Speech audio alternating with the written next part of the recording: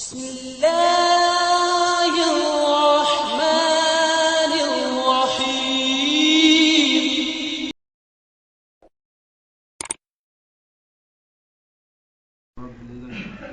اچھی بات آپ نے پوچھی. اصل میں وہ بات حدیثوں میں ہے کہ بالکل برہنہ ہو کر کے ننگا ہو کر غسل نہیں کرنا چاہیے. اب لوگ سوچتے ہیں کہ ہم جب غسل کرتے ہیں ظاہر ہے کہ سارے کپڑے تو اتار دیتے ہیں.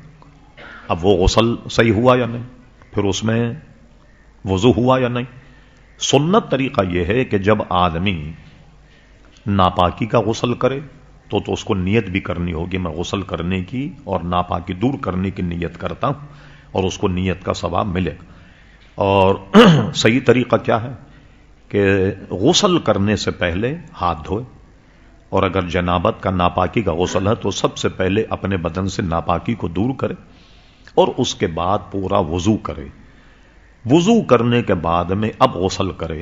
ٹھیک, یہ جو فرمایا گیا نا کہ برہنہ ہو کر غسل کرنے کی ممانعت, تو اس زمانے میں حمام بہت چھوٹے ہوتے, اگر وہاں لوگ جاتے تو ایک دوسرے کو دیکھ لیا کرتے.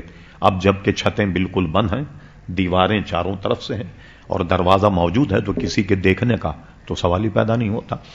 تو وہ ممانعت تو ختم ہو گئی. اچھا, اب پہلے وضو کرے اور اس کے بعد میں غسل کرے. اس غسل سے جو بھی نمازیں پڑھیں وہ باوضو ہے, اور اس کے بعد اس سے نماز جو ہے وہ اس سے ہو سکتی. اب آئیے, اگر کوئی آدمی وضو نہ کرے اور غسل کر لے تب بھی اس کا وضو ہو گیا اور غسل بھی ہو گیا, مگر جو وضو کرنے کی سنت کا ثواب تھا وہ نہیں ملا. اب میں تھوڑا سا آپ کو دنیاوی تجربہ بیان کرتا ہوں. ایک مرتبہ میں دارالامجدیہ میں بیٹھا تھا, تو کوئی آئے دنیا دار صاحب, آپ جانتے ہیں کہ ذری ذری بات ہو, کہتے ہیں بھائی یہ کیوں ہے, یہ کیوں ہے, یہ بڑا مسئلہ ہے ہمارے نوجوان, ایسا ہے تو یہ کیوں ہے. یہ لفظ کیوں جو ہے نا بڑا خطرناک.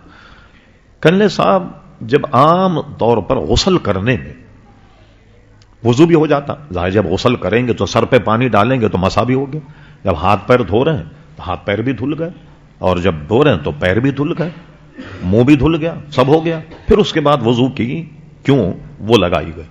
اس کا شرعی جواب تو یہ ہے کہ جب آدمی غسل سے پہلے وضو کرے تو غسل کا ثواب تو اپنی جگہ ہے, وضو کا ثواب بھی ملے گا. اچھا, اس وقت میرے پاس ایک ریٹائرڈ افسر 22 گریڈ کے ریٹائر ہو گئے تھے, تو مجھ سے ملنے کے لیے آئے اسلام آباد سے. وہ بیٹھے ہوئے, اتفاق سے وہ سیکرٹری تو تھے مرکزی گورنمنٹ, لیکن وہ پیراگ بھی تھے, یعنی تیرنا جانتے تھے, وہ تیرنے کے ماہر تھے اور سکھاتے بھی تھے.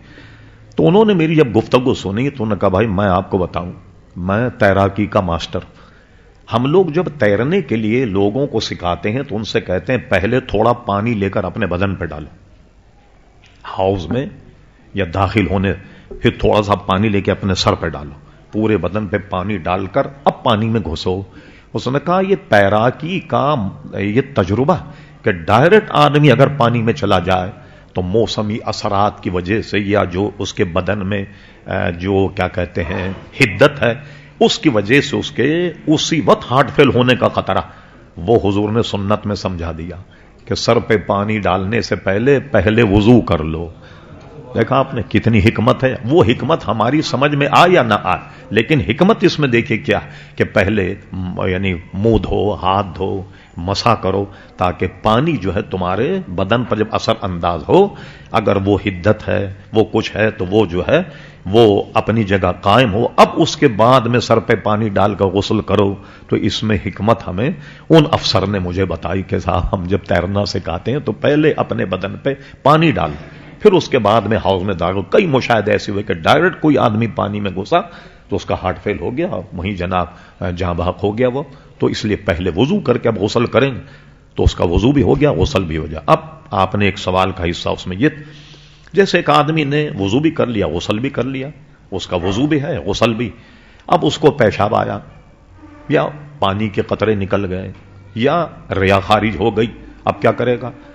تو یہ وہ عوارض ہیں جس سے غسل تو نہیں ٹوٹتا بلکہ وضو ٹوٹ گیا. اب اس نے غسل تو کر لیا, چاہے غسل جنابت اب خالی وضو کر لے اور اس وضو سے نماز پڑھ سکتا. اسی طرح جب کپڑے اتار کر کے غسل کرتا ہے، لوگ سمجھتے ہیں شاید بدن جو ہے وہ ننگا ہو گیا، اس میں غسل ہو گیا. نہیں، وہ اس زمانے میں تھا کہ جب باتھ روم بہت چھوٹے ہوتے تھے اور ایک دوسرے آدمی دیکھ لیا کرتا تھا، اس وقت کی وہ ممانعت. اب جو ہے اس معاملے میں جب آدمی غسل کرے گا تو اس کا غسل بھی ہو جائے، اس غسل سے اس کی نماز بھی ہو جائے.